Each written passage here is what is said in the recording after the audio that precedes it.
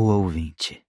Algernon Blackwood, Londres, Inglaterra, 1907. 4 de setembro. Procurei por toda Londres lugares adequados à minha modesta renda e finalmente encontrei 2 cômodos, sem as conveniências modernas, é verdade, e em um edifício velho e decrépito, mas bem pertinho de pé e em uma rua eminentemente respeitável. O aluguel é de apenas 25 libras ao ano. Eu estava começando a me desesperar quando finalmente encontrei este local por acaso. Tive que assinar um contrato de 1 ano e o fiz de boa vontade. Os móveis de nossa antiga casa, em Hampshire, que ficaram guardados por tanto tempo, serão adequados a ele. 1 de outubro. Aqui estou, no espaço destinado a mim na pensão, no centro de Londres, não muito longe dos escritórios dos periódicos onde ocasionalmente assino 1 ou 2 artigos. O edifício fica no final de um beco sem saída. A viela é bem pavimentada, limpa e dá principalmente para os fundos de edifícios de aparência institucional. Há uma sensação de constância. Os pequenos 2 cômodos onde fui alocado são dignificados com o título de aposentos. Sinto que se um dia a honra for pesada demais para eles, incharão de orgulho e cairão aos pedaços. É tudo muito antigo. O piso da minha sala é irregular e o topo da porta se afasta do teto com uma gloriosa desconsideração pelo que seria habitual. Eles devem ter brigado há 50 anos e estão separados desde então. 2 de outubro. Minha senhoria é velha e magra, com a cara empoeirada e desbotada. Ela é pouco comunicativa. As escassas palavras que pronuncia parecem causar-lhe dor. Provavelmente seus pulmões estão meio sufocados de poeira. Ela mantém meus cômodos o mais livres dessa substância possível e conta com a ajuda de uma garota forte que traz o café da manhã e acende a lareira. Em resposta aos agradáveis esforços de minha parte, ela me informou brevemente que eu era o único ocupante da casa. Meus cômodos não eram ocupados havia alguns anos. Outros cavalheiros habitavam os andares de cima, mas foram embora. Ela nunca olha diretamente para mim quando fala, mas fixa seus olhos escuros no botão do meio do meu colete. 8 de outubro. A senhoria tem um filho que, segundo ela, é pau para toda obra. Ele a visita ocasionalmente. Acho que bebe, pois fala muito alto, independentemente da hora do dia ou da noite, e tropeça nos móveis lá embaixo. Todas as manhãs, sento-me para escrever artigos, versos para os quadrinhos, um romance ao qual tenho me dedicado há 3 anos, para o qual tenho planos, um livro infantil, no qual a imaginação tem rédea solta, e outro livro, que vai durar tanto quanto eu, já que é um registro honesto dos avanços e recuos da minha alma na luta da vida. Além destes, mantenho um livro de poemas, que uso como forma de aliviar a tensão, e para o qual não tenho nenhum plano. Durante a tarde, geralmente tento dar um passeio pelo bem da minha saúde, do Regent's Park até Kensington Gardens, ou mais longe, até Hampstead Heath. 10 de outubro. Tudo deu errado hoje. Costumo comer 2 ovos no café da manhã. Esta manhã, um deles estava ruim. Toquei o sino, chamando Emily. Quando ela chegou, eu estava lendo o jornal e, sem olhar para cima, disse: "O ovo está ruim." "Ah, é mesmo, senhor?" disse ela. "Vou pegar outro." E saiu, carregando o ovo. Atrasei meu café da manhã esperando seu retorno, que levou 5 minutos. Ela colocou o ovo mais recente sobre a mesa e foi embora. Mas quando olhei para baixo, vi que havia tirado o ovo bom e deixado o ovo ruim todo verde e amarelo na tigela. Chamei-a novamente. "Você pegou o ovo errado", disse. "Ah!" exclamou ela. No devido tempo, voltou com um ovo bom, e eu retomei meu café da manhã com 2 ovos, mas com menos apetite. Foi tudo muito trivial, com certeza, mas tão estúpido que me senti incomodado. O caráter daquele ovo influenciou tudo o que fiz. Escrevi um artigo ruim e rasguei-o. Comecei a sentir uma dor de cabeça horrível. Tudo estava ruim. Então deixei de lado meu trabalho e fui dar uma longa caminhada. Jantei em um restaurante barato no caminho de volta e cheguei em casa por volta das 9 horas. A chuva estava começando a cair quando entrei e o vento estava aumentando. Prometia ser uma noite daquelas. O beco parecia sinistro e sombrio, e o salão da casa, conforme passei por ele, estava frio como uma tumba. Era a primeira noite tempestuosa que eu vivia em meus novos aposentos. As correntes de ar eram terríveis. Elas entravam cruzadas e se encontravam no meio da sala, formando redemoinhos e correntes frias e silenciosas que quase arrancavam meus cabelos. Preenchi as frestas das janelas com gravatas e meias e sentei-me perto do fogo para me manter aquecido. Que truques o vento conseguia fazer naquele lugar antigo!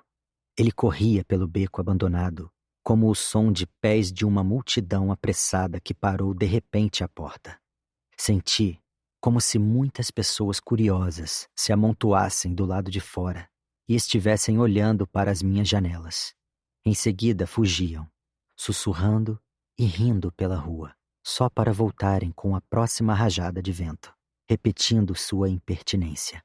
Do outro lado do meu quarto, uma única janela quadrada dá numa espécie de poço, de cerca de 2 metros de largura até a parede dos fundos da outra casa. Nesta passagem, o vento caiu, soprou e gritou. Ruídos que eu nunca tinha ouvido antes. Era como estar em um navio em alto mar, e eu estava quase esperando que o chão se elevasse com as ondulações. 12 de outubro. Quem me dera não ser tão só e tão pobre. Meus pais estão mortos, e minha única irmã está, não exatamente morta, mas casada com um homem muito rico. Eles viajam a maior parte do tempo.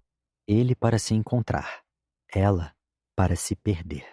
Por puro descuido da parte dela, há muito tempo estamos afastados. A porta se fechou quando, após um silêncio absoluto de 5 anos, ela me enviou um cheque de 50 libras no Natal. Estava assinado por seu marido. Devolvi-o em 1000 pedaços e em um envelope não carimbado. Pelo menos eu tive a satisfação de saber que isso lhe custou algo. Ela escreveu-me de volta, com uma caneta de pena larga, cobrindo uma página inteira com 3 linhas. Você está evidentemente tão descompensado como sempre, rude e ingrato no tratar. Esse sempre foi meu maior terror, que a insanidade da família de meu pai não saltasse uma geração e aparecesse em mim. Este pensamento me assombrava, e ela sabia disso. Assim, depois desta pequena troca de civilidades, a porta se fechou para nunca mais se abrir. Ouvi o barulho quando ela bateu, quebrando as paredes do meu coração em muitos pedacinhos de porcelana com seu próprio valor peculiar. Porcelana rara, que só precisava de um pouco de atenção. 14 de outubro. Meu quarto é 10 por 10. Está abaixo do nível da sala da frente, conectado por um degrau. Ambos os cômodos são silenciosos em noites tranquilas, pois não há trânsito no beco abandonado. Apesar dos assobios ocasionais do vento, é uma viela bem abrigada. Em sua extremidade superior, abaixo de minhas janelas, todos os gatos do bairro se reúnem assim que a escuridão aparece. Eles ficam no longo parapeito de uma janela do prédio oposto. E depois que o carteiro passa, às 21h30, nenhum passo ousa interromper seu sinistro conclave. Nenhum passo, a não ser o meu. Ou às vezes, os passos errantes do filho que é pau para toda obra. 15 de outubro. Eram 10 horas da noite quando cheguei em casa. Contei nada menos que 13 gatos, todos de cor escura, aninhados no beco. Era uma noite fria e as estrelas brilhavam como pontos de gelo em um céu azul escuro. Os gatos viraram a cabeça e me olharam em silêncio enquanto eu passava. Uma estranha sensação de timidez tomou conta de mim, sob o brilho de tantos pares de olhos que não pestanejavam. Enquanto me atrapalhava com a fechadura, eles saltaram silenciosamente e roçaram minhas pernas, como se estivessem ansiosos para poder entrar. Mas eu bati a porta na cara deles e corri rapidamente para cima. A sala, quando parei para procurar meus fósforos, estava fria como um jazigo de pedra, e o ar tinha uma umidade incomum. 17 de outubro. Há vários dias estou trabalhando em um artigo pesado que não permite nenhuma margem para descontração. Minha imaginação requer uma rédea prudente. Tenho medo de deixá-la solta, pois minha mente nos últimos tempos tem tido pensamentos incomuns, pensamentos que nunca tive antes, sobre medicamentos, drogas e o tratamento de doenças estranhas. Não consigo imaginar de onde eles vêm. Em nenhum momento de minha vida me concentrei em tais ideias que agora sobrecarregam constantemente meu cérebro. Ultimamente, não tenho feito exercício, pois o tempo tem estado muito ruim. Todas as minhas tardes têm sido passadas na sala de leitura do Museu Britânico. Fiz uma descoberta desagradável. Há ratos na casa. À noite, da minha cama, eu os escuto se arrastando pelo chão irregular do cômodo da frente, e meu sono tem sido bastante perturbado em consequência disso. 23 de outubro. A própria senhora Monson veio me visitar e, com rara discursividade, perguntou se eu estava confortável e se estava gostando dos aposentos. Respondi com cautela. Mencionei os ratos. Ela disse que eram camundongos. Falei dos ventos. Ela disse, sim, a casa deixa passar correntes de ar. Comentei sobre os gatos, e ela disse que estavam lá desde que se lembrava. Para concluir, me informou que a casa tinha mais de 200 anos, e que o último cavalheiro que ocupara meus aposentos era um pintor. 24 de outubro. Ontem à noite, o filho que é pau para toda obra veio até a casa. Ele tinha evidentemente bebido, pois ouvi vozes barulhentas e furiosas na cozinha muito depois do horário em que fui para a cama. Em determinado momento, compreendi as palavras singulares subindo até mim pelo chão. Queimar de cima a baixo é a única coisa que fará bem a esta casa. Bati no chão, e as vozes cessaram repentinamente, embora mais tarde tenha ouvido novamente o clamor delas em meus sonhos. Os cômodos são muito tranquilos, tranquilos demais às vezes. Nas noites sem vento, eles são silenciosos como uma sepultura. O barulho do tráfego de Londres chega até mim apenas em vibrações encobertas e distantes. Às vezes, ele contém uma nota ameaçadora, como um exército que se aproxima, ou uma imensa onda do mar, muito distante, trovejando durante a noite. 27 de outubro. A senhora Monson, embora admiravelmente silenciosa, é uma mulher insensata e agitada. Ela faz cada coisa estúpida.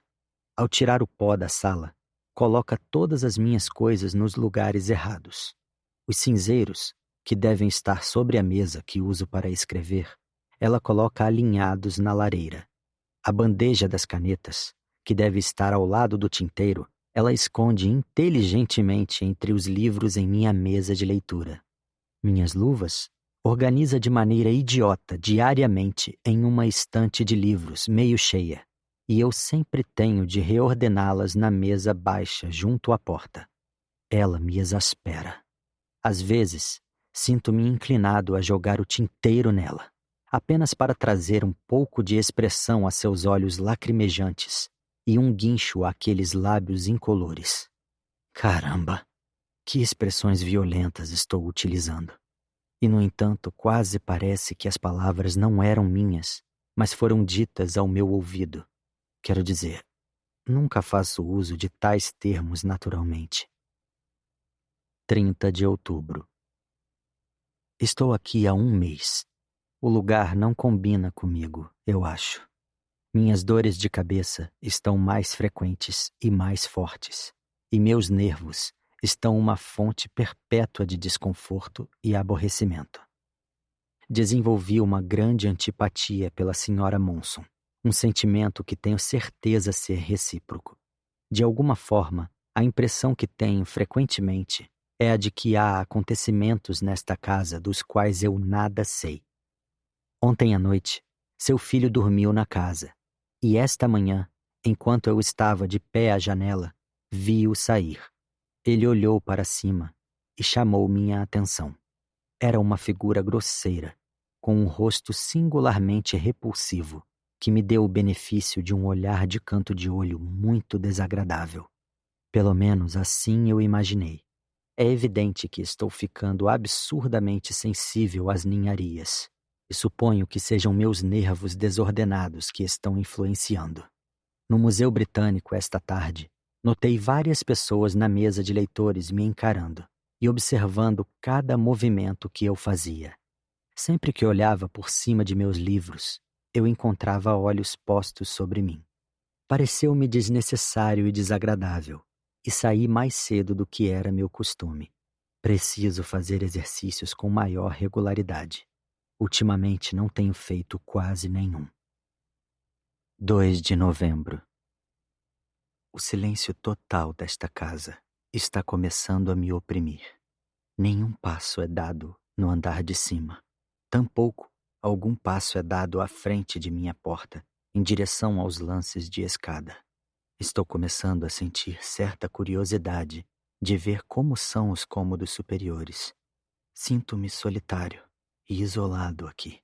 Certa vez me peguei olhando para os espelhos longos e rachados, tentando ver a luz do sol dançando sob as árvores do pomar. Mas somente sombras profundas pareciam se reunir ali, e logo desisti. Tem estado muito escuro o dia todo, e sem nenhum vento. As neblinas já começaram a aparecer. Nunca vi um policial na viela, e os carteiros sempre se apressam em sair sem nenhuma evidência de desejo de perder tempo aqui. 10 horas da noite. Enquanto escrevo isto, não ouço nenhum som, a não ser o murmúrio profundo do tráfego distante e o suspiro baixo do vento. Os dois sons se fundem um no outro.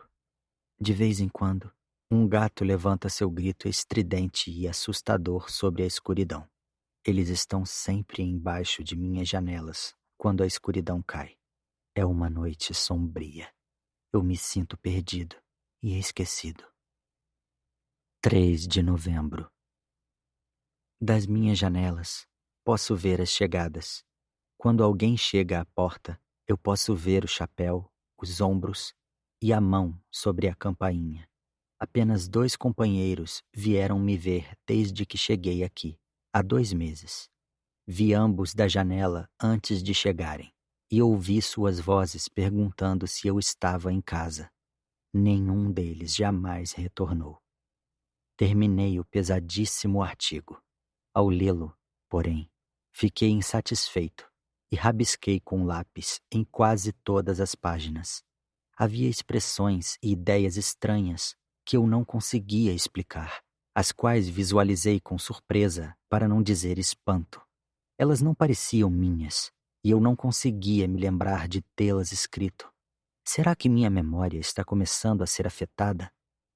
Minhas canetas nunca estão em um local onde possam ser encontradas. Todo dia, aquela velha as coloca em um lugar diferente. Devo dar-lhe o devido crédito por encontrar tantos esconderijos novos. Tal engenhosidade é maravilhosa. Eu lhe pedi repetidas vezes que evitasse isso, mas ela sempre diz o mesmo. Vou falar com Emily, senhor. Emily sempre diz. Eu direi à senhora Monson. Suas tolices me deixam irritado e atrapalham todos os meus pensamentos. Eu gostaria de enfiar as canetas perdidas nelas e virá-las do avesso, de olhos vendados, para serem arranhadas e maltratadas por aqueles milhares de gatos famintos. Que pensamento horripilante! De onde veio? Nunca pensei nada assim. No entanto, eu senti que tinha que escrevê-lo. Era como uma voz cantando na minha cabeça, e minha caneta não parava até que a última palavra estivesse escrita. Que bobagem ridícula! Devo e vou me conter. Preciso fazer exercícios com mais regularidade. Meus nervos e meu fígado me atormentam horrivelmente. 4 de novembro. Assisti a uma palestra curiosa no bairro francês sobre morte, mas a sala estava tão quente e eu estava tão cansado que adormeci. A única parte que ouvi, no entanto, tocou minha imaginação de forma viva. Enquanto falavam sobre suicídios, o conferencista disse que a automutilação não era uma fuga das misérias do presente, mas apenas uma preparação para tristezas maiores no futuro. Os suicidas, declarou ele, não podem fugir de suas responsabilidades tão facilmente. Eles precisam retomar a vida exatamente de onde colocaram um fim tão violentamente, mas com a dor e a punição adicional de sua fraqueza. Muitos deles vagueiam pela terra em miséria indescritível, até poderem vestir o corpo de outra pessoa. Geralmente um lunático, ou uma pessoa de mente fraca, que não consegue resistir à obsessão hedionda. Este é o único meio de fuga deles. Eu gostaria de ter dormido o tempo todo e não ter ouvido nada. Minha mente já é bastante mórbida, sem tais fantasias horríveis. Caminhei para casa pela Greek Street, no Soho, e ao subir o beco, vi uma luz na janela superior e uma cabeça e ombros projetados em uma sombra exagerada sobre as persianas. Eu me perguntei o que o filho poderia estar fazendo lá em cima a uma hora dessas. 5 de novembro. Esta manhã, enquanto escrevia, alguém subiu as escadas e bateu cautelosamente à minha porta. Pensei que fosse a senhoria. Entre, disse eu. A batida foi repetida, e eu gritei mais alto. Entre, entre! Mas ninguém virou a maçaneta, e continuei escrevendo com uma bufada aborrecida. Bem, então fique aí fora. Continuar escrevendo? Eu tentei, mas a fonte de meus pensamentos tinha secado de repente. Não consegui transcrever uma única palavra. Era uma manhã escura, de nevoeiro amarelado, e havia pouca inspiração no ar. Mas aquela mulher estúpida que estava do lado de fora da minha porta, esperando para ser chamada novamente para entrar, despertou um espírito de aborrecimento que encheu a minha cabeça, excluindo tudo o mais. Finalmente, eu mesmo levantei num pulo e abri a porta. O que você quer e por que diabos não entra? Gritei. Mas as palavras caíram no ar vazio. Não havia ninguém lá. A neblina subia a escadaria, preenchendo-a com lufadas amarelas profundas, mas não havia sinal de um ser humano em nenhum lugar. Bati a porta e voltei ao meu trabalho. Alguns minutos depois, Emily chegou com uma carta. Você ou a senhora Monson estavam lá fora há alguns minutos batendo à minha porta? Não, senhor. Você tem certeza? A senhora Monson foi ao mercado e não há ninguém além de mim na casa, sendo que estive lavando a louça durante a última hora. Tive a impressão de que o rosto da garota ficou mais pálido. Ela se aproximou da porta, lançando um olhar sobre seu ombro. Espere, Emily! Contei a ela o que tinha ouvido. Ela olhou de uma forma estúpida para mim, embora seus olhos se deslocassem de vez em quando sobre os artigos na sala. Então, quem foi? Perguntei quando tinha chegado ao fim. A senhora Monson diz que são ratos, afirmou ela, como se repetisse uma lição aprendida. Ratos! Exclamei. Não poderia ser nada disso. Alguém estava parado do lado de fora da minha porta. Quem foi? O filho dela está em casa? Todo o seu jeito mudou de repente, e seu ar ficou grave, ao invés de evasivo. Parecia estar nervosa, para dizer a verdade. Ah, não, senhor. Não há ninguém na casa a não ser você e eu, e não poderia haver ninguém na sua porta. Quanto às batidas... Ela parou abruptamente, como se tivesse falado demais. Bem, e quanto às batidas... disse, mais gentilmente. Claro, gaguejou ela. Os golpes não são ratos, nem os passos, mas então... Novamente ela se calou completamente. Há alguma coisa errada com a casa? Senhor, não, senhor. O encanamento é esplêndido. Não me refiro aos canos, garota. Quero dizer, alguma coisa de ruim aconteceu aqui? Ela enrubesceu até as raízes dos cabelos. E, de repente, ficou novamente pálida. Estava obviamente em considerável aflição. Algo a deixava ansiosa, mas também a assustava demais para contar. Algo proibido, que ela não podia mencionar. Não me importo com o que seja, apenas gostaria de saber, disse, encorajadoramente. Erguendo seus olhos assustados para o meu rosto, ela começou a balbuciar sobre aquilo que aconteceu determinada vez com o cavalheiro que vivia no andar de cima, quando uma voz estridente chamando seu nome soou abaixo. Emily! Emily!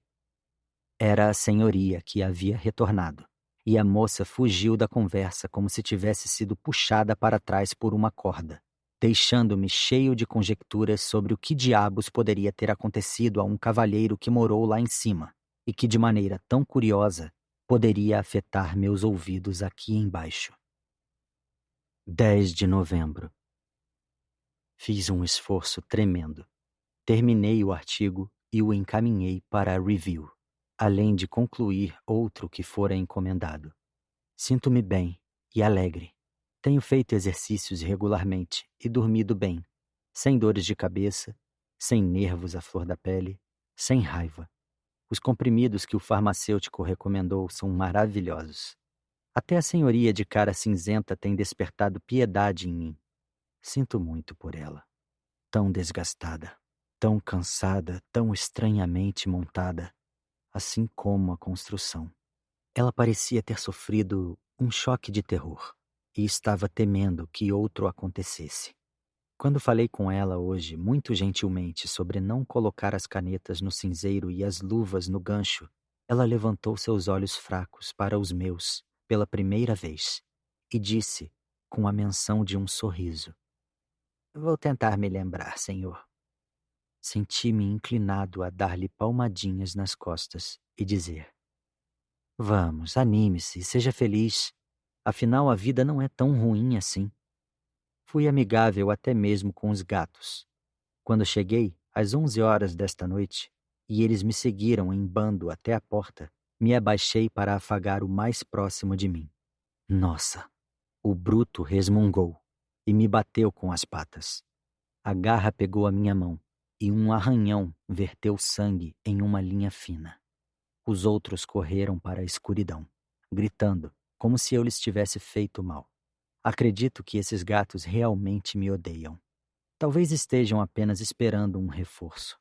Só então me atacarão. Apesar do aborrecimento momentâneo, subi para meus aposentos rindo desse pensamento. O fogo estava apagado e a sala parecia mais fria que o normal. Quando me aproximei da lareira para encontrar os fósforos, percebi imediatamente que havia outra pessoa ao meu lado na escuridão. É claro que eu não conseguia enxergar nada, mas meus dedos, tateando ao longo do parapeito, entraram em contato forçado com algo que me foi imediatamente retirado. Era frio e úmido. Eu poderia ter jurado que era a mão de alguém. Meu corpo começou a se arrepiar instantaneamente. Quem está aí? Exclamei em voz alta. Minha voz caiu no silêncio, como uma pedrinha num poço fundo.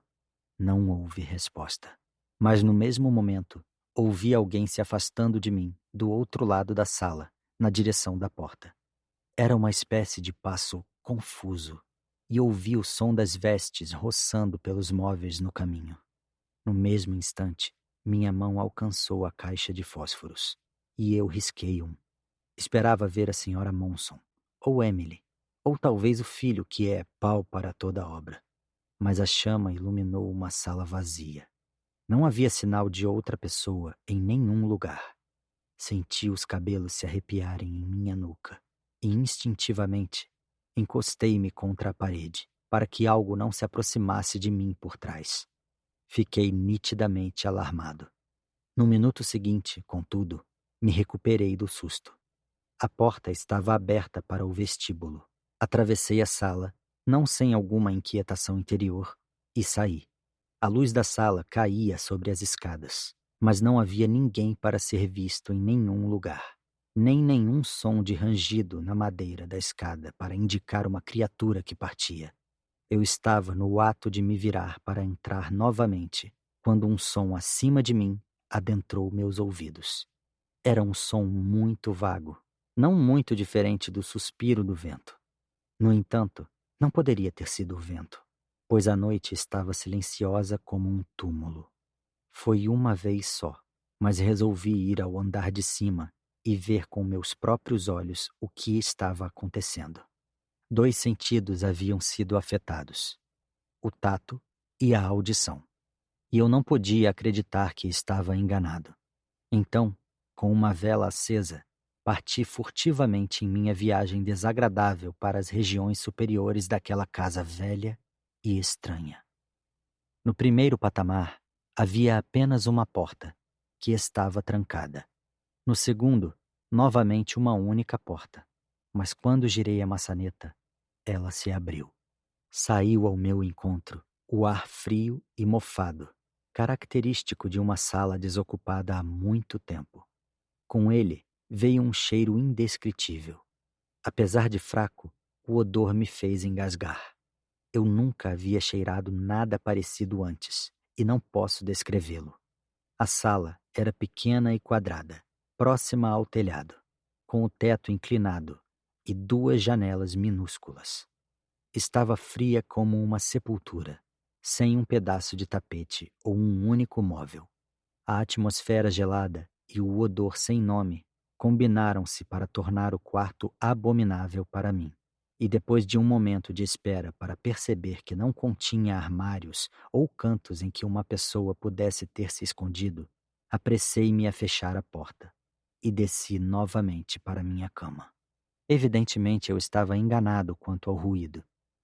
À noite, tive um sonho tolo, mas muito vívido. Nele, a senhoria e outra pessoa sombria e não devidamente visível entravam em meu quarto, prostradas no chão, seguidas por uma horda de gatos imensos. Eles me atacaram enquanto eu estava deitado na cama, me assassinaram, e então arrastaram meu corpo para cima e o depositaram no chão daquele pequeno quarto quadrado e frio sob o telhado. 11 de novembro. Desde minha conversa com Emily, aquela que ficou inacabada, não a vejo mais. A senhora Monson agora atende totalmente aos meus desejos. Como sempre, faz tudo exatamente como eu não gosto que faça. É extremamente irritante. Como pequenas doses de morfina repetidas frequentemente, ela finalmente teve um efeito cumulativo. 12 de novembro. Esta manhã acordei cedo e entrei no cômodo da frente para pegar um livro, com a intenção de ler na cama até que chegasse a hora de levantar. Emily estava preparando o fogo. "Bom dia!" disse eu, alegremente. "O fogo será necessário. Está muito frio." A garota se virou e me mostrou um rosto surpreendido. Não era Emily de jeito nenhum. "Onde está Emily?" exclamei. "Você quer dizer a garota que trabalhava aqui antes de mim?" "Emily foi embora?" "Eu cheguei no dia 6, respondeu, soturnamente. "E ela já tinha ido embora." Peguei meu livro e voltei para a cama. Emily deve ter sido mandada embora quase imediatamente após nossa conversa. Esta reflexão não parava de se meter entre mim e a página impressa. Fiquei feliz quando chegou a hora de me levantar. Tal energia, de súbito, tal decisão impiedosa, parecia significar algo de importante. Para alguém. 13 de novembro. A ferida provocada pela garra do gato inchou e tem me causado aborrecimento e dor. Ela lateja e coça. Receio que meu sangue deva estar em más condições. Do contrário, já teria sarado a esta altura. Abri a ferida com um canivete embebido em uma solução antisséptica e a limpei completamente. Já ouvi histórias desagradáveis sobre os resultados de ferimentos causados por gatos. 16 de novembro. Esta manhã, acordei e encontrei minhas roupas espalhadas pelo quarto e uma cadeira de palha derrubada ao lado da cama.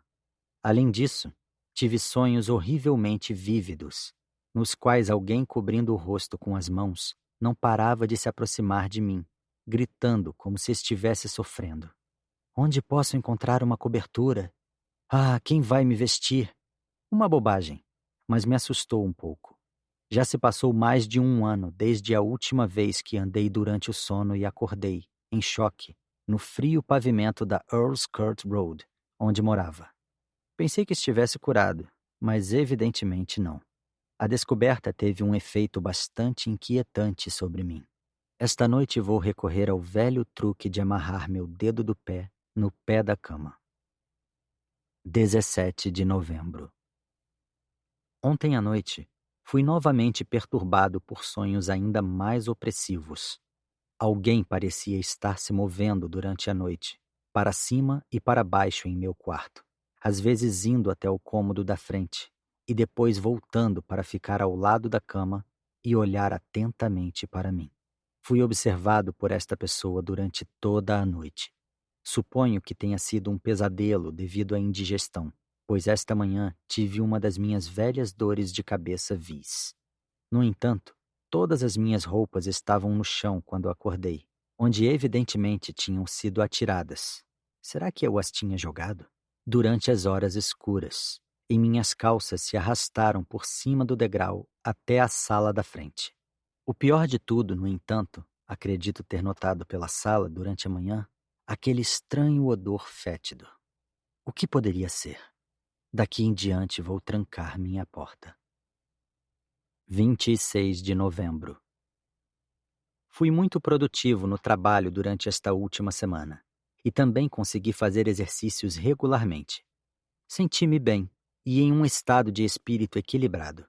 Apenas 2 coisas perturbaram minha tranquilidade de espírito. A primeira é trivial em si mesma e sem dúvida pode ser facilmente explicada. A janela superior, onde vi a luz, na noite de 4 de novembro, com a sombra de uma cabeça e ombros largos sobre a persiana, é uma das janelas da sala quadrada sob o telhado. Na realidade, não há nenhuma persiana. Aqui está a outra coisa. Eu estava voltando para casa ontem à noite, durante uma nova queda de neve por volta das 11 horas, com o guarda-chuva bem próximo de minha cabeça. A meio caminho do beco, onde ninguém tinha pisado na neve, vi as pernas de um homem na minha frente. O guarda-chuva escondeu o resto de sua figura, mas ao levantá-lo, vi que ele era alto e largo e estava caminhando, como eu, em direção à porta do meu edifício. Ele estava a menos de 1 metro à minha frente. Achei que o beco estava vazio quando entrei. Porém, é possível que eu estivesse enganado.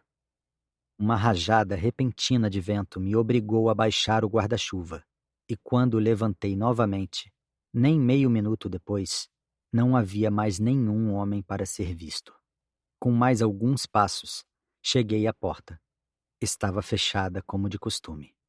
Notei, então, com uma súbita sensação de consternação, que a superfície da neve recém-caída estava intacta. Minhas próprias marcas de pé eram as únicas que podiam ser vistas em qualquer lugar. Sentindo-me assustado e desconfortável, subi as escadas e fiquei contente em ir para a cama. 28 de novembro. Trancar a porta do meu quarto fez os distúrbios cessarem. Estou convencido de que caminhei durante o sono. Provavelmente desamarrei meu dedo do pé da cama e depois o amarrei novamente. A segurança fantasiosa da porta trancada teria sido suficiente para restaurar o sono ao meu espírito perturbado e permitir que eu descansasse tranquilamente. Na noite passada, porém, o incômodo foi repentinamente renovado em outra forma mais agressiva. Acordei na escuridão, com a impressão de que alguém estava do lado de fora da porta do meu quarto, escutando. Embora não houvesse um som indicando movimento ou respiração, estava tão convencido da existência de um ouvinte que me arrastei da cama e me aproximei da porta. Enquanto eu fazia isso, pelo chão veio um som inconfundível de alguém se retirando furtivamente. No entanto, conforme eu via, percebi que não era nem a pisada de um homem, nem um passo regular, mas sim um tipo confuso de engatinhar, quase como de alguém apoiado nas mãos e nos joelhos. Destravei a porta em menos de um segundo, passei rapidamente pela sala e pude sentir, pelas mais sutis vibrações imagináveis sobre meus nervos, que o lugar em que estava parado tinha sido desocupado exatamente naquele instante. O ouvinte tinha se movido. Agora ele estava atrás da outra porta, parado na passagem. No entanto, esta porta também estava fechada. Eu me movi rapidamente, e o mais silenciosamente possível, pelo chão, e virei a maçaneta. Um ar frio me encontrou na passagem, provocando calafrios atrás de calafrios nas minhas costas. Não havia ninguém na entrada. Não havia ninguém no pequeno vestíbulo. Não havia ninguém descendo as escadas. No entanto, eu tinha sido tão rápido que o ouvinte da meia-noite não podia estar muito longe, e senti que se eu perseverasse, finalmente ficaria cara a cara com ele. A coragem que veio tão oportunamente para superar meu nervosismo e horror parecia nascer da convicção indesejável de que aquilo era, de alguma forma, necessário para minha segurança, bem como para minha sanidade. Eu precisava encontrar esse intruso e desvendar seu segredo. Não havia sido a ação intencional da mente dele sobre minha própria mente em um esforço de escuta concentrada que me despertara com uma percepção tão vívida de sua presença. Avançando através do estreito vestíbulo, espreitei até o poço da casa. Não havia nada para ser visto. Ninguém estava se movendo na escuridão. E como o piso estava frio sob meus pés descalços. Não sou capaz de dizer o que atraiu meus olhos para cima de repente. Só sei que, sem razão aparente, olhei para cima e vi uma pessoa a meio caminho da próxima curva da escada, inclinada para a frente sobre a balaustrada e olhando diretamente para mim. Era um homem. Ele parecia estar agarrado ao corrimão, em vez de estar em pé nas escadas. A escuridão tornava impossível ver muito além do contorno geral, mas a cabeça e os ombros eram aparentemente enormes e estavam fortemente refletidos contra a claraboia imediatamente acima. Em um momento, me passou pela cabeça a ideia de que eu estava olhando para o rosto de algo monstruoso. O crânio enorme, o cabelo comprido e os ombros largos sugeriam, de uma forma que não parei para analisar, que aquilo era pouco humano. Por alguns segundos, fascinado pelo horror, retribuí o olhar e encarei o rosto escuro e impenetrável acima de mim, sem saber exatamente onde eu estava ou o que estava fazendo. Percebi, então, com o efeito de uma grande novidade, que estava cara a cara com o ouvinte secreto da meia-noite, e me preparei o melhor que pude para o que estava por vir. A fonte da coragem precipitada que senti naquele momento terrível sempre será, para mim, um mistério inexplicável. Comecei imediatamente a subir as escadas, e com os primeiros sinais do meu avanço, ele recuou de volta para as sombras e começou a se mover. Retirou-se tão rapidamente quanto eu avancei. Ouvi o som de seus passos arrastados à minha frente, sempre mantendo a mesma distância. Quando cheguei ao vestíbulo, ele estava a meio caminho do próximo lance de escadas. E quando eu estava a meio caminho do próximo lance, ele já tinha chegado ao vestíbulo superior. Em seguida, ouvi a criatura abrir a porta e entrar na pequena sala quadrada sob o telhado. Porém, a porta não se fechou imediatamente atrás dele, e o som de seus movimentos cessou por completo. Neste momento eu ansiava por uma luz, um bastão ou qualquer coisa que servisse de arma. Não havia nada do tipo por perto, e era impossível voltar atrás a partir daquele ponto. Então, subi as escadas com firmeza, e em menos de 1 minuto, dei por mim de pé, cara a cara com a porta pela qual a criatura havia acabado de entrar. Por um momento hesitei. A porta estava entreaberta, e o ouvinte estava de pé, evidentemente em sua postura favorita, logo atrás dela, ouvindo. Procurá-lo naquele quarto escuro era desesperador. Entrar no mesmo pequeno espaço onde ele estava era atroz. É estranho como, em tais momentos, as coisas triviais se sobrepõem à consciência de uma maneira que as faz parecer importantes e imensas. Algo, pode ter sido um besouro ou um rato, se mexeu sobre as tábuas atrás de mim. A porta se moveu meio centímetro, fechando-se. Meu poder de decisão voltou com uma pressa repentina, por assim dizer, e empurrando com um pé, chutei a porta de modo que ela balançou bruscamente para trás, em toda a sua extensão, permitindo-me caminhar lentamente para a frente na escuridão profunda. Que som estranho e suave meus pés descalços fizeram sobre as tábuas. Como o sangue cantava e zumbia em minha cabeça. Eu estava lá dentro. A escuridão se fechou sobre mim, escondendo até mesmo as janelas. Comecei a apalpar as paredes em uma busca minuciosa. Para evitar qualquer possibilidade de fuga, primeiramente fechei a porta.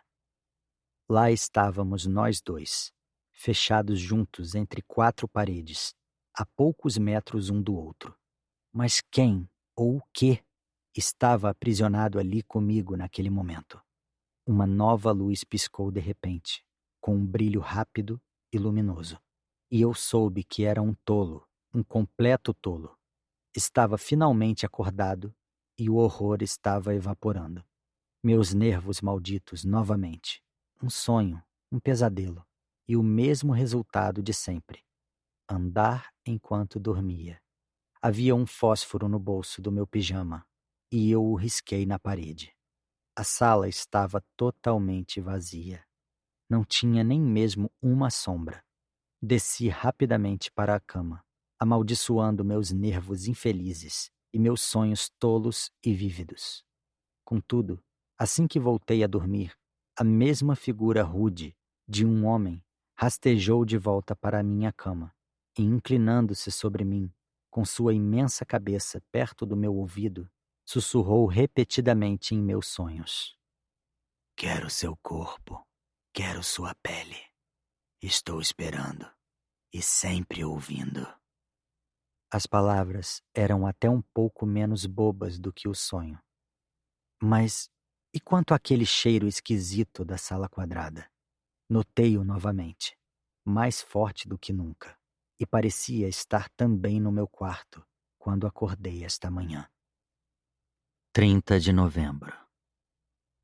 O correio de hoje cedo me trouxe uma carta de Aden, encaminhada de meus antigos aposentos em Earl's Court.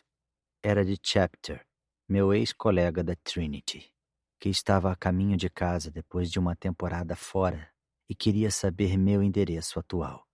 Respondi-lhe no hotel que ele mencionou.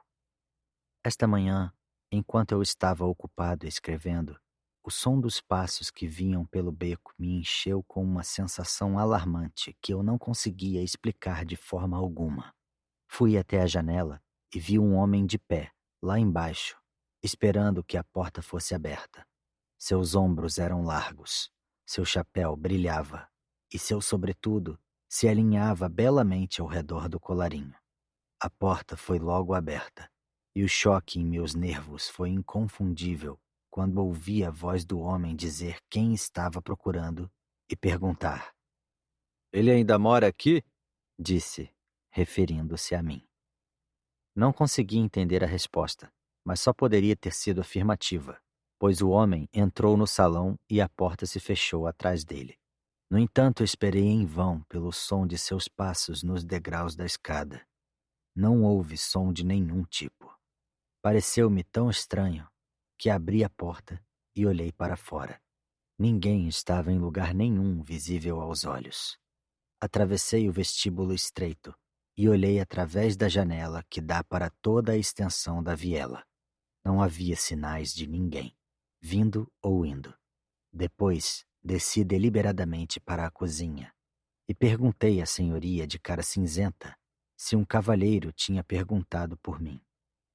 A resposta foi dada com um sorriso estranho e cansado. Não. 1 de dezembro. Sinto-me verdadeiramente alarmado e inquieto com o estado dos meus nervos. Sonhos são sonhos, mas nunca sonhei em plena luz do dia. Estou muito ansioso pela chegada de Chapter.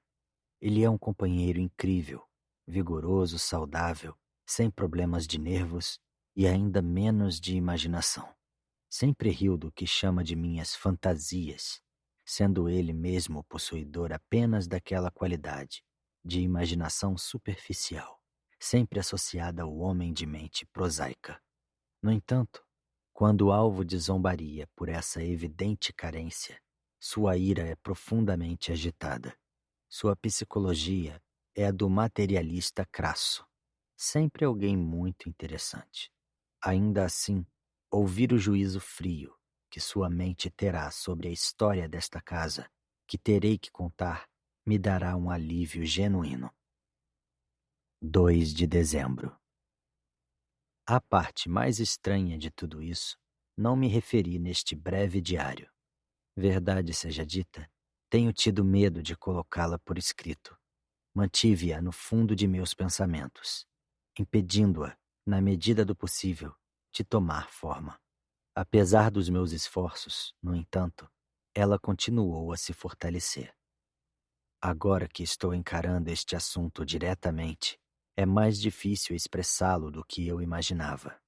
Como uma melodia meio lembrada que surge na mente, mas desaparece no momento em que você tenta cantá-la, estes pensamentos formam um grupo no fundo da minha consciência, atrás da minha mente, por assim dizer, e se recusam a se apresentar.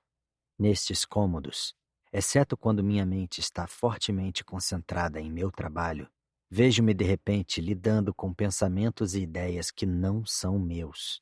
Concepções novas e estranhas, totalmente inusitadas ao meu temperamento, crescem em minha cabeça. O conteúdo em si dessas ocorrências não tem importância especial. A questão é que tais ideias estão totalmente separadas do canal em que meus pensamentos estavam acostumados a fluir. Acontece especialmente quando minha mente está em repouso, desocupada. Quando estou sonhando com o fogo ou sentado com um livro que não me prende a atenção. Então, estes pensamentos que não são meus ganham vida e me fazem sentir extremamente desconfortável. Às vezes eles são tão fortes que quase sinto como se alguém estivesse na sala ao meu lado, pensando em voz alta. Outra coisa estranha surgiu em minha mente, mas apenas 2 vezes em todas estas semanas. Ela me aterroriza. É a consciência da propensão de alguma doença mortal e odiosa. Essa ideia toma conta de mim como uma onda de febre. E depois passa, deixando-me com frio e tremendo. O ar parece, por alguns segundos, ficar sujo.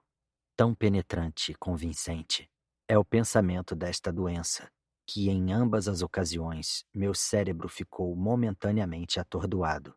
Minha mente lançando todos os nomes sinistros de todas as doenças perigosas que conheço, como chamas vivas. Não tenho como explicar esses pensamentos, mas sei que não há como sonhar com a pele úmida e o coração palpitante, que eles sempre deixam como testemunhas de sua breve visita. O momento em que estive mais fortemente consciente da proximidade de uma doença mortal foi quando, na noite do dia 28, subi as escadas em busca do ouvinte. Quando estávamos fechados juntos, naquela pequena sala quadrada sob o telhado, senti que estava cara a cara com a essência real desta doença invisível e maligna. Tal sentimento nunca tinha entrado em meu coração antes, e rezo a Deus para que nunca mais volte a entrar. Pronto, confessei. Dei algum contorno aos sentimentos que até agora tenho tido medo de ver em meus próprios escritos. Pois, como não posso mais me enganar, as experiências daquela noite, 28, não foram mais um sonho do que o café da manhã que tomo todos os dias. E a escrita trivial neste diário, através da qual procurei explicar uma ocorrência que me causou um horror indizível, foi devida apenas ao meu desejo de não reconhecer em palavras o que eu realmente sinto e acredito serem verdades. O aumento de meu horror ao fazer isso poderia ter sido mais do que eu poderia suportar. 3 de dezembro. Quem me dera Chapter chegasse. Meus fatos já estão reunidos, e posso ver seus olhos frios e cinzentos fixados incredulamente em meu rosto, enquanto explico os acontecimentos a ele. A batida à minha porta, o visitante bem vestido, a luz na janela superior e a sombra sobre a persiana. O homem que me precedeu na neve, a dispersão de minhas roupas à noite, a confissão que Emily não completou, as reticências suspeitas da senhoria, o ouvinte da meia-noite nas escadas, aquelas terríveis palavras subsequentes em meu sono e, acima de tudo, e mais difícil de dizer, a sensação de uma doença abominável e a corrente de pensamentos e ideias que não são meus. 5 de dezembro. Desde o incidente com o ouvinte, tenho mantido uma luz noturna acesa em meu quarto, e meu sono não tem sido perturbado. Na noite passada, no entanto, fui submetido a um incômodo muito pior. Acordei de repente e vi um homem em frente à penteadeira, olhando-se no espelho. A porta estava trancada, como sempre. Soube imediatamente que era o ouvinte, e o sangue se transformou em gelo em minhas veias. Uma onda de horror e pavor me varreu de tal forma que enrijeci na cama e não conseguia me mover nem falar. Observei, no entanto, que o odor que tanto abominava era forte no quarto. O homem parecia ser alto e largo. Ele estava se inclinando na frente do espelho. Suas costas estavam voltadas para mim, mas no vidro vi o reflexo de uma cabeça e rosto enormes, iluminados pela cintilação da luz da noite.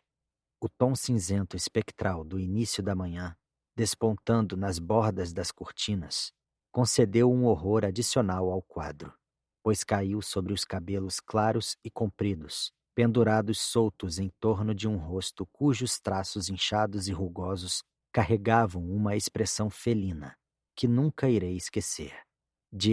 Eu não ouso escrever essa palavra horrível, mas a título de prova corroborativa, vi na leve mistura das duas luzes que havia várias manchas bronze nas bochechas, que o homem evidentemente examinava com muito cuidado no espelho. Os lábios eram pálidos, muito grossos e grandes. Uma mão eu não podia ver, mas a outra descansava no cabo da minha escova de cabelo. Seus músculos estavam estranhamente contraídos. Os dedos eram finos, e as costas da mão eram enrugadas. Era como uma grande aranha cinza, prestes a saltar, ou como a garra de um grande pássaro. A plena compreensão de que eu estava sozinho no quarto com esta criatura sem nome, quase ao alcance de seu braço, me perturbou a tal ponto que quando ele se virou de repente e me olhou com seus olhos pequenos, totalmente desproporcionais à grandeza de sua constituição maciça, saltei como uma mola na cama. Proferi um forte grito e depois desfaleci, em um desmaio de terror. Quando acordei esta manhã, a primeira coisa que notei foi que minhas roupas estavam espalhadas por todo o chão. É difícil organizar meus pensamentos, e tenho acessos repentinos de tremores violentos. Determinei que iria imediatamente ao hotel de Chapter e descobriria quando ele iria chegar. Não posso me referir ao que aconteceu à noite. Foi horrível demais. e tenho que manter meus pensamentos rigorosamente afastados disso. Sinto-me tonto e esquisito. Não consegui tomar o café da manhã e vomitei 2 vezes com sangue. Enquanto me vestia para sair, uma carruagem se aproximou ruidosamente sobre as pedras, e 1 minuto depois a porta se abriu. Para minha grande alegria, o próprio objeto de meus pensamentos apareceu.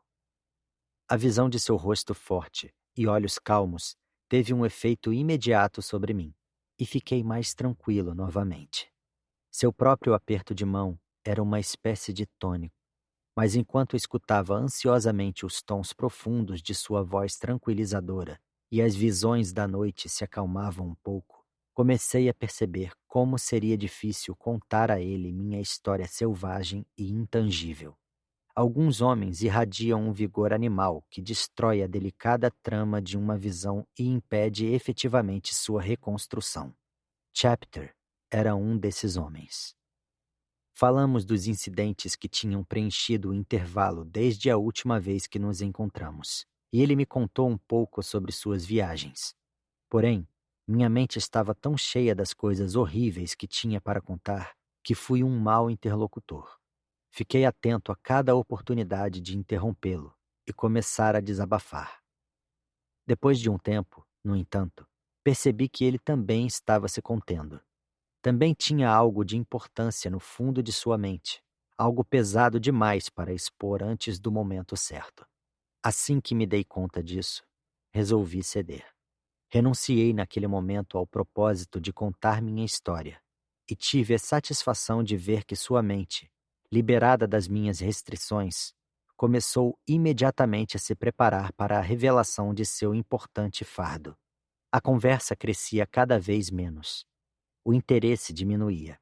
As descrições de suas viagens tornavam-se cada vez menos vivas. Havia pausas entre suas sentenças, que iam crescendo cada vez mais. Então, o interesse cessou por completo e se apagou como uma vela ao vento. Sua voz calou e ele olhou diretamente para o meu rosto com olhos sérios e ansiosos. O momento conveniente tinha finalmente chegado. Então, começou ele e depois parou. Fiz um gesto inconsciente de encorajamento, mas não disse uma palavra. Temia excessivamente a divulgação iminente. Uma sombra escura parecia precedê-la. Então, disse ele finalmente, por que diabos veio parar neste lugar, nestes aposentos, quero dizer? São baratos, pelo menos, comecei. Estão no centro e... Eles são baratos demais, interrompeu ele. Você não questionou o que os tornou tão baratos? Isso não me ocorreu na época. Houve uma pausa na qual ele evitou meus olhos. Pelo amor de Deus, vá em frente, homem. Diga! Supliquei, pois o suspense estava se tornando mais do que eu podia suportar em meu estado de nervos. Foi aqui que Blount viveu, disse ele silenciosamente. E onde morreu. Sabe, antigamente eu costumava vir aqui muitas vezes para vê-lo e fazer o que podia para aliviar sua... Ele se calou novamente. Nossa, disse com um grande esforço. Por favor, desembuche. Porém, continuou Chapter, virando o rosto para a janela com um arrepio perceptível. Ele finalmente ficou tão mal que eu simplesmente não conseguia suportar. Embora sempre achasse que podia suportar qualquer coisa, aquilo mexeu comigo, invadiu meus pensamentos e me assombrou dia e noite. Olhei para ele e não disse nada.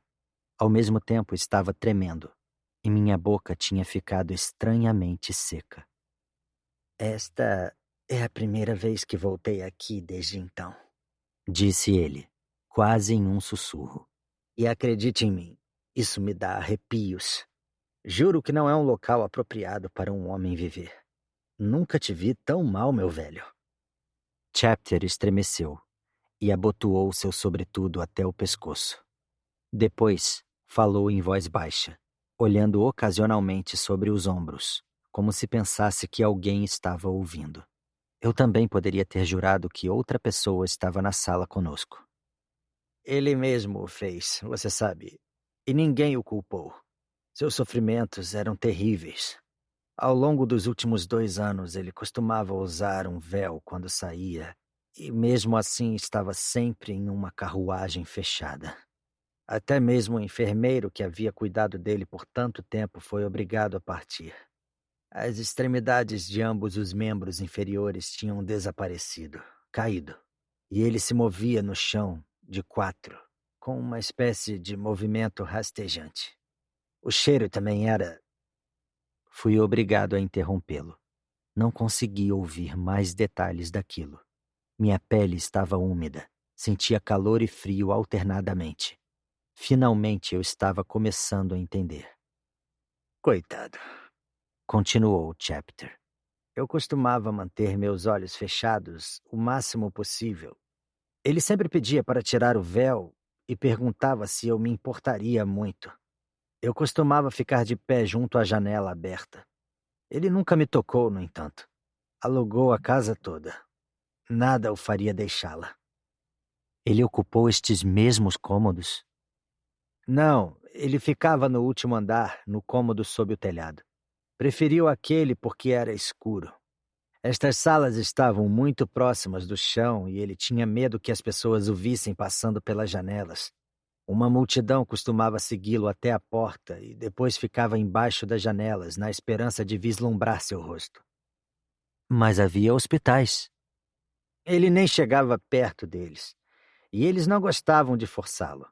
Sabe, dizem que não é contagioso, de modo que não havia nada que o impedisse de ficar aqui se ele quisesse. Passou todo o tempo lendo livros médicos, sobre drogas e assim por diante. Sua cabeça e rosto eram terríveis, como a de um leão. Levantei a mão para interromper a descrição. Chapter acrescentou. Ele era um fardo para o mundo e sabia disso.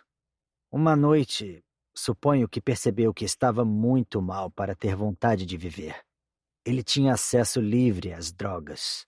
E pela manhã foi encontrado morto no chão.